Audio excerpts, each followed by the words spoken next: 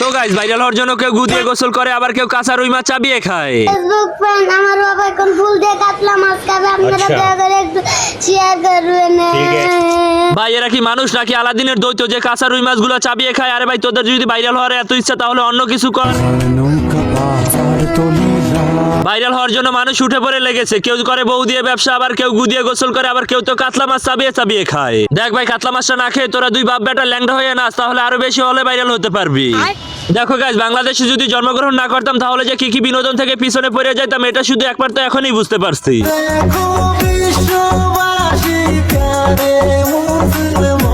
এই যে খেলার কি সুন্দর প্রতিভা, পঙ্খিরাজ ঘোড়া তৈরি করছে, কিছুক্ষণ পর তো এটা নিয়ে আকাশে উড়াল দিবে। দেখেন, খেলা আকাশে উড়ার আগে একটা পাইলট ম্যান নিয়ে যায়, না হলে কিন্তু অ্যাক্সিডেন্ট করবেন, কারণ ঘোড়া যেভাবে লাফালাফি করতে আছে না, মানে এইভাবে যদি লাফাতে থাকে তাহলে তো আকাশে যে কোনো মুহূর্তে বিমানের সাথে অ্যাক্সিডেন্ট করবে। এই কারণেই বলছি পাইলট নিয়ে যাইতে।